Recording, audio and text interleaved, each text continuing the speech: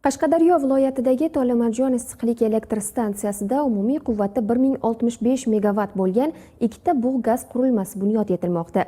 Ispaniya, Yaponiya va Turkiya kompaniyalari ishtirokidagi mazkur yirik loyihani xalqaro moliyaviy institutlar 944 million dollardan ortiq miqdordagi kredit mablag'lari asosida qo'llab-quvvatlashmoqda.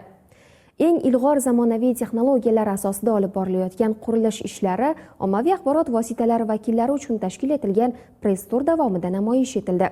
Jarayonlarda ishtirok etgan muxbirimiz mavzuni davom ettiradi.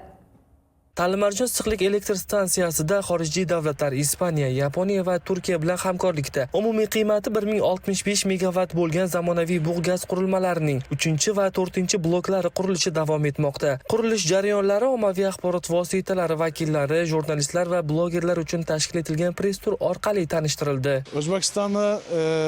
Bizlar O'zbekistonda ishlashdan juda xursandmiz.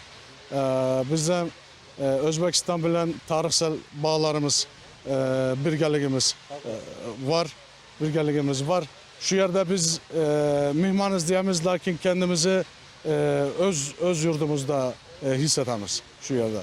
Loyiha qiymati qariyb 945 million AQSh dollarini tashkil etadi va xalqaro moliyaviy institutlar tomonidan moliyalashtirilmoqda. Qurilish ishlariga xorijiy pudratchi tashkilotlar jalb etilgan bo'lib, zamonaviy uskunalar yetakchi davlatlardan olib kelingan. Gaz turbinalari ishlab chiqarish bo'yicha dunyoda eng yetakchi kompaniya bu General Electric Amerikaniki hamda Mitsubishi Corporation.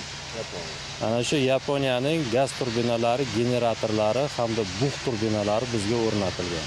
Qo'yilgan uskunalar aytib o'tganingizdek tejamkorligi, samaradorligi bilan birgalikda uni boshqarish tizimi ham juda ham soddalashtirilgan, juda ham ixchamlashtirilgan. Yangi qurilmalar ishga tushirilgach, korxonaning elektr energiyasi ishlab chiqarish quvvati sezilarli darajada oshadi. Natijada yiliga 8 milliard kilovatt soat qo'shimcha elektr energiyasi ishlab chiqariladi va 600 million kub metr tabiiy gaz tejaladi. G'olib Amirov, Jamol Nazarov, Qashqadaryo.